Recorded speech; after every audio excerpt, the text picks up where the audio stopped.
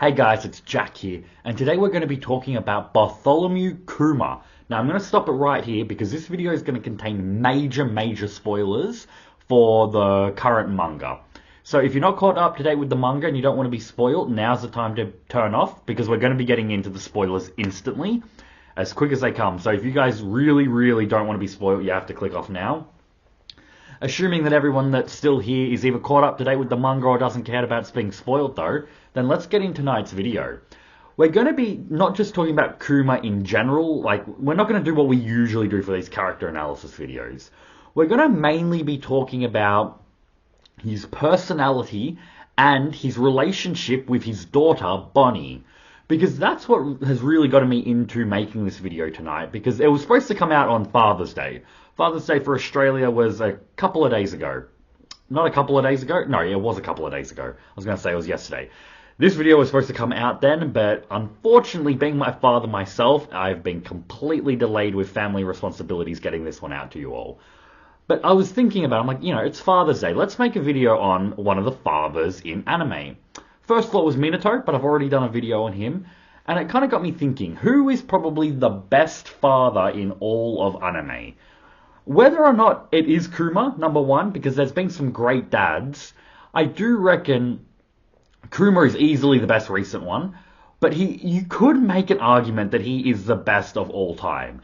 The stuff that he does for Bonnie here is outrageous, especially considering that everything he's doing here for his daughter isn't even his biological daughter, which doesn't make it less powerful. Conversely, it probably makes it more admirable what he's doing here. Now, that's another thing. In anime, we don't really see all that many times where the dads in the verse, the dads of a child that isn't there. So it's a nice, refreshing take on it that Oda's decided to do here. But we find out that Jewelry Bonnie is, one, still a child, but two, the daughter of Kuma. And we get their backstory and their relationship and everything that's come from that. So we're going to be getting into Kuma's personality and we're going to be deciphering what really makes him such a great dad. Because we see that Kuma has not just been into slavery once, he's been into slavery twice. Which is, I don't think you can say that for any other character. He was born into slavery. His father was a buccaneer, a rare race in the One Piece world that was like how mermaids are considered very valuable. The buccaneers were as well. So his dad was taken into slavery. He ended up being born into slavery, not knowing anything else outside of the chains and the jail cells of Marie Joie, doing manual labor as a mere child thanks to his buccaneer heritage, giving him greater physical strength than a child at his age would be. And in being enslaved as a child, he loses his mother and he loses his father. But he's able to stay strong and resolute in his beliefs despite living through such tragedies so young. And a lot of it has to do with his faith. He is a follower of the sun god Nika. His father would tell him stories about how the past slaves used to worship the sun god Nika because he would come and he would liberate them from their chains and free them.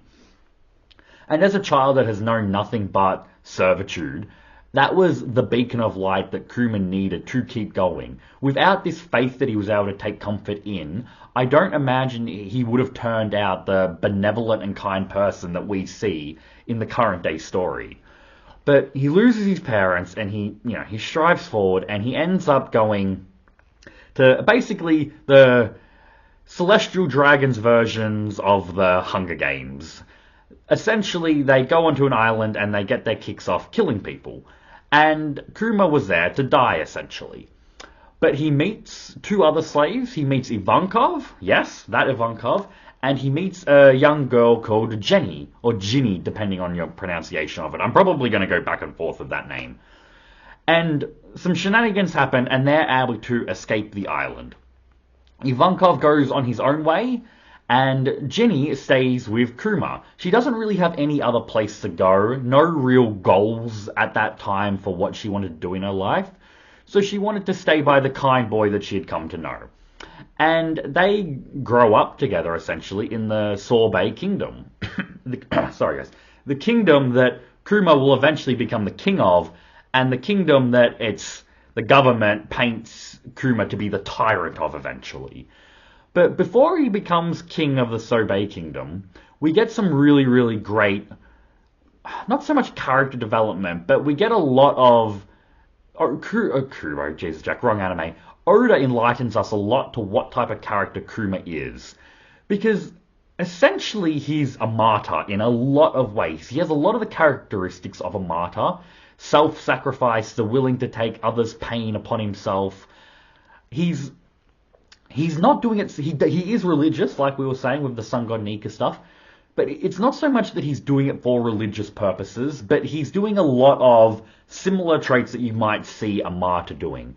For instance, we know that his paw fruit power can take the pain and grief, well, not grief there, the pain and the stress of a person, put it into a bubble, and we find out that, because we see him do this on Thriller Bark, obviously, with Zoro and Luffy, but we find out that he can't just negate someone's pain. If no one takes on that pain, it goes right back to the victim of it. So what Kuma does is I think it's every Sunday, or one day of the week, he gets all the old folk to come to the church that he's currently staying in, and he takes on all their pain upon himself. He burdens himself with all the suffering of these older people, because they don't have what it takes anymore to do manual labor, to get the heavenly tribute for the celestial dragons, and he knows that they're not a value to the current king of the Sobe kingdom, and he knows that with this pain, it's going to be limiting them even more, and they potentially will get killed off. So he's going to take that upon himself and do. That's what I kind of meant with taking other people's burdens upon himself. He's going way, way out of his way to help these kind, innocent old people, when he could be like, guys, I'm really sorry, but I can't do this. I'm just a child myself, and I can't be taking on your suffering. And Jenny herself hates seeing him do this. She understands why, and she respects, him being courageous and kind enough to do it. But it's causing him terrible, terrible pain. And for her to see the man that she's going to end up coming to love one day having to put himself through that is too much for her to kind of bear with. And she wants him to stop doing it. But she knows that he wouldn't be the person that she ends up coming to love if he wouldn't do stuff like this. But it just shows us that Kuma, even at a young age, is willing to go above and beyond and commit ultimate sacrifices for the betterment of strangers. And we see what he'll do for someone he actually loves. Someone like Jenny, someone like Bonnie, who he'll take on as his daughter. Because tragedy strikes the... I was going to say tragedy strikes the Bartholomew family, but they don't... I always think that they're married or they're in a relationship. I don't think they ever actually, if I'm remembering correctly, make anything official. There's obvious affection between the two of them, but Kuma is dealing with a lot of insecurities about his parents and him thinking that he's going to repeat history by giving into his feelings for Jenny. And unfortunately, it's kind of taken out of his hands because Jenny is kidnapped and put into slavery by the Celestial Dragons. And she is unfortunately sexually assaulted at Marijua. Don't know if I can use other words on YouTube, so we're just going to stay with that. And she gets pregnant. She's able to escape. And upon escaping, the first thing she does is call Kuma. And Kuma immediately rushes to her side because he knows Jenny better than anyone. He knows that she's going to be at their church that they grew up in. And he goes there, but he's too late. She's already died. But she's left a child there. And that child is Bonnie. And his love for Jenny is so strong that despite all the awful stuff that happened to her, despite being separated from her for years now, he sees this daughter in her arms, essentially, and he decides that he's going to raise Bonnie without any question. He's going to be the absolute best father to her that he can possibly be. Because Bonnie is a part of Jenny. He doesn't see the awful stuff that happened to Jenny, another man fathering the child. He doesn't care about any of that. He's not letting pride or anything like that get in the way from doing what is right, from what Jenny would have wanted. And he takes Bonnie and he raises her. But nothing can be easy for Kuma. If you guys wanted to tell me that you think he's the most tragic character in all of One Piece, I'm not going to debate that because he very potentially is. He doesn't... Bonnie, and the brief time he spent with Jenny, is the only real light that he ever has in his life, which is gut-wrenching to imagine that this... such a kind character, because not only is he the best father in One Piece, I reckon he's probably the kindest character as well, and the most tragic. Why those two things have to go hand in hand, I'll never know. Authors just like to rip apart our hearts, just showing us this scene, these type of scenes like this. So, Kuma raises Bonnie, but he finds out that Bonnie has an illness. She has the... oh, what's it called? The scales disease. Bear with me. Sorry about that, guys. The sapphire scales disease. And this is something that will kill Bonnie before she becomes an adult. Before she can really even get to live, and it is going to take her life. Now, Kuma goes beyond any reasonable expectations of him to try and treat Bonnie. So he leaves her at the Sorbet Kingdom, and he travels the world desperately looking for a cure. So much so that he willingly becomes a pirate, which is against his nature. Being a warlord, being known as a tyrant, he is the most benevolent person that it borders on ridiculous. So for him to be viewed upon as this, I imagine would have not been his ideal choice in careers, let's say. But if it comes to saving his child, when it comes to be saving Bonnie, that's how I'm going to be... she's not a stepchild. It's nothing like that. Bonnie is his child. He is raising Bonnie. He is her sole parent, the sole person that... her sole guardian. It's her parent, her dad. And that's how Bonnie views it. And he... if making Bonnie happy, making sure she stays alive, he would take on any type of suffering, any type of burden. Just like he did with the old folks at the Sorbet Kingdom. He would deal with the devil himself. He would go to the ends of the earth to make sure that she is alright. Because he's already lost her mother, and he's not going to be powerless like that again, and he's not going to let such tragedy, such grief, strike him down more than it already has. So he's traveling to all these other kingdoms, trying to find a cure, and he eventually realizes that there's no cure for this. I can't find anyone. This is beyond everyone's skills to deal with. So he goes to the only person he could, the smartest man alive. He goes to Vegapunk, and he asks Vegapunk to find a cure. And Vegapunk agrees to do so, but the world government overhears everything that's happening because they're in cahoots with Vegapunk. And they see that a buccaneer is on the loose, and they're not going to let this chance go. So they strike a deal with Kuma where, yes, we will do everything in our power to reverse the illness of your daughter, but you need to do something for us. You need to sign away your humanity, sign away your life, and become the first true pacifista. And Kuma, without any hesitation, agrees with it. Like we were saying, he doesn't care what obstacles get in his way, what sacrifices he has to make. He will easily martyr himself for his daughter's well-being. And that's what he does. So as Bonnie's getting treated, the Cypherpole agents are guarding her, and Kuma is going through experiment after experiment. Vegapunk slowly, not willingly mind you, he doesn't want to be doing this, but slowly is turning Kuma into a pacifista, taking away a little bit more of his humanity piece by piece.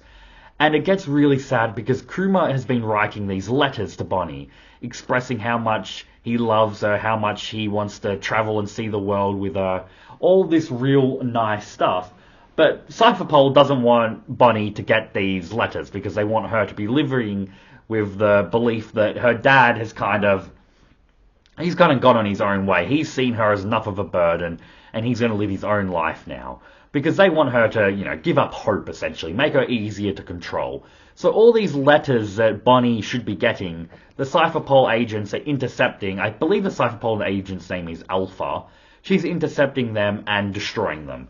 So Bonnie is being forced to live without the comforting, loving words of her devoted father, who is literally sacrificing himself for her. Which is just like, Oda is just being cruel there doing that to us. Like, she could have been getting the messages and it all still would have worked out the way he was originally drawing it, but he's like, nah, more fuel to the fire, more fuel to the fire. He hasn't suffered nearly enough. So he breaks us a little bit with that. And it's even worse because what Kuma is becoming is probably worse than just dying. If the world government's like, sure, we'll save your daughter, but you sacrifice yourself right now and you die. Kuma probably would have been better with that than what ends up happening to him, because he doesn't just lose his life, he becomes a weapon of mass destruction, essentially. And that is the last thing that Kuma would have wanted to do. Because like we've mentioned in this video before, he's a very benevolent man. He's willing to take pain of people he doesn't know upon himself. He's willing to go to ends of the earth to save his daughter. He is the type of person that won't raise his fists for violence. He's a protector. So for him, for his... And there's a little bit of a tangent here. His reason why I reckon he's so passive, like, you know, play on words, he's such a pacifist himself, is because of his immense strength being born with. He was born with more strength than a normal man would possess. And he knows that because of that strength, if he fights someone, he's going to cause more damage than a normal person would. So he's not going to use that power that he was given for nefarious purposes. He's very similar to Chad from Bleach, being stronger than everyone else but not wanting to raise his fists in violence. He would rather take suffering upon himself than resort to that. And, you know, Kuma being such a pacifist, and the pacifista, and the pacifista, the play on words there by Oda is just sick and twisted. That the pacifist is going to be turning into the pacifista, that is going to be a weapon of utter calamity, is just cruel. So for Kuma to willingly do that to himself and to his beliefs and his morals is just a next tier of what he's willing to sacrifice for Bonnie. Because like we were saying, him sacrificing his life would have been easier. But Bonnie is living with the thoughts that her father has abandoned her. She goes out to sea to try track him down. Kuma doesn't want to meet up with her though, because it's his own beliefs here. He doesn't really think that it would be good for Bonnie to encounter him at this stage with what he's kind of become and what is going to happen to him. So he's kind of giving, you know, it's not very fair. It probably would have been better for him to track her down, give her some peace of mind. But we can't really fault his decisions with what his life has led him up to. And we know what eventually happens. Kuma eventually gets completely taken over by the technology. He loses all humanity. And Bonnie ends up seeing everything her dad's gone through from his memories that he has left her. So he's made sure at least that she knows how much she is loved. And she's in tears from seeing all his memories and stuff like that. When Saturn has her pinned down and he's about to kill her, she's basically given up all hope. And who is it that comes to save her? Goddamn Kuma himself, defying all expectations, and saves his daughter. Because despite losing all humanity, despite making the ultimate sacrifice, his spirit, his utter essence of who he is going to be someone that protects his daughter. The fact that Kuma could do that for his daughter, could make sure that she survives and is all right, I know that would have filled his heart with joy. So to see him to be able to do that is just a nice little, you know, positive that Oda did decide to give Kuma, which I'm really, really glad that he was able to do.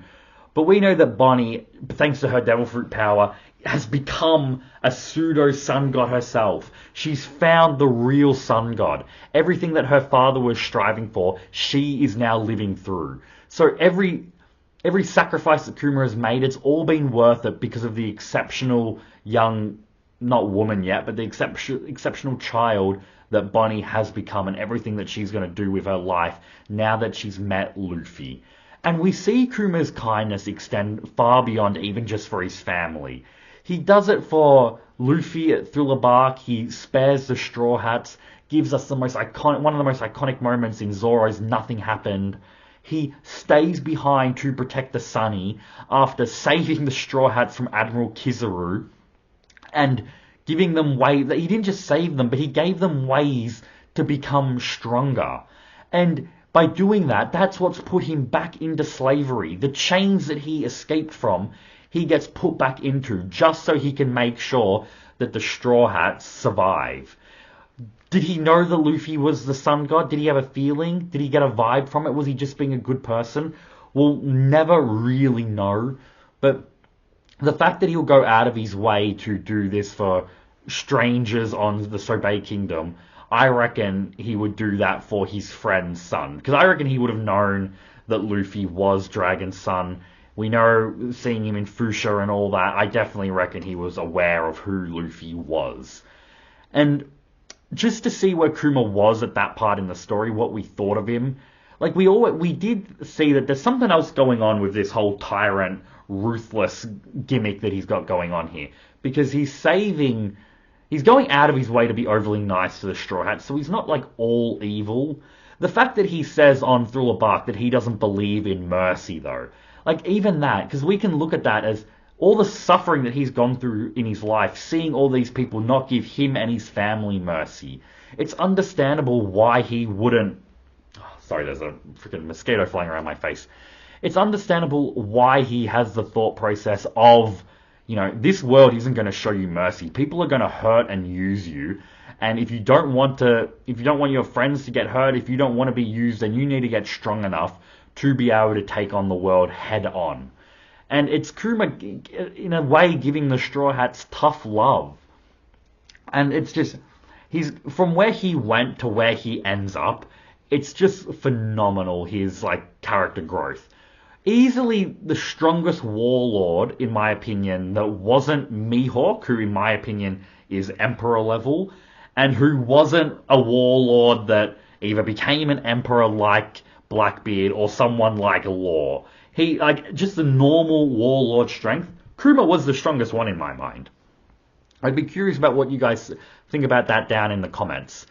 But back to, the original point of this video, someone as kind as Kuma, someone as benevolent and self-sacrificing as him, would never have been a great parent. The moment that he holds Bonnie in his arms is the moment that he decides his whole life is going to be ensuring her safety, ensuring that she has a life to live and that the life that she's lived is going to be happy. He does this because of his love for Jenny. He does this because he's just a great person. He does this because he probably sees a lot of himself in Bonnie. She was born into slavery like Kuma was himself. And if he can do anything in his power to make sure that she has a better life than he would have, he will do that. Because at least one beautiful takeaway that we can take, I could have said that better. One beautiful takeaway from Kuma's tragedy is he can not let the past repeat itself, and he can give Bonnie the type of life that he never had, that he never really got the opportunity to have, because he was crippled of that from when he was born. Everything that he had to go through. Unfortunately, in a lot of ways, his future had already been written by the life that he had led up until this point, because it had turned him into, and this is for positives, mind you, it had turned him into the martyr that he eventually ends up becoming. And that's pretty much going to be the end of this video, but I'm curious about what you guys think. Is martyr the right word to describe Kuma here? Because yes, he's very religious, and yes, he displays a lot of martyr tendencies, a lot of martyr examples that we see other characters do, but he's not so much doing it for religious purposes.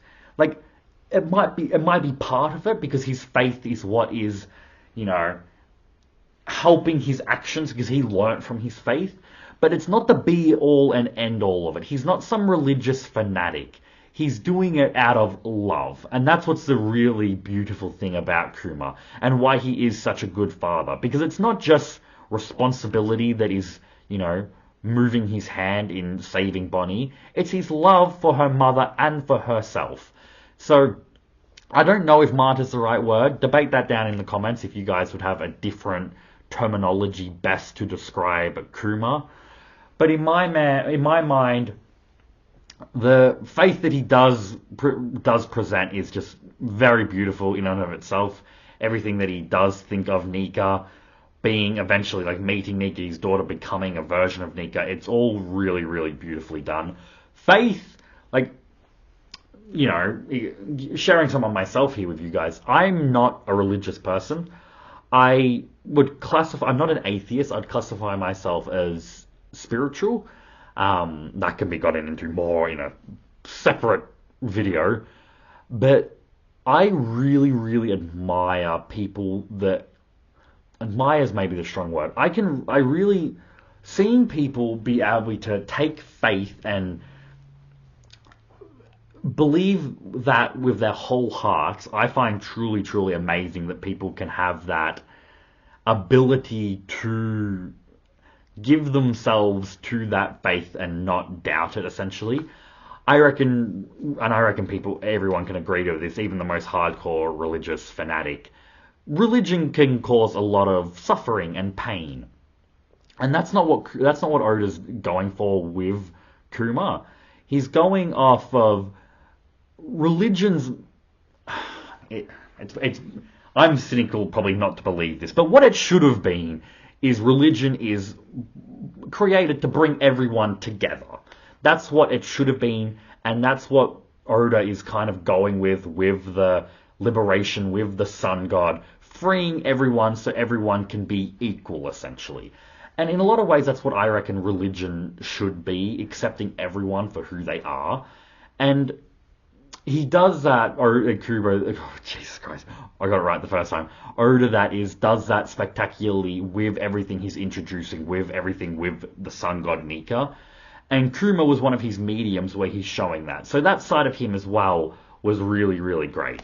But that wraps up tonight's video. It's different than my other character analysis videos. Usually I go through every scene that they've been in.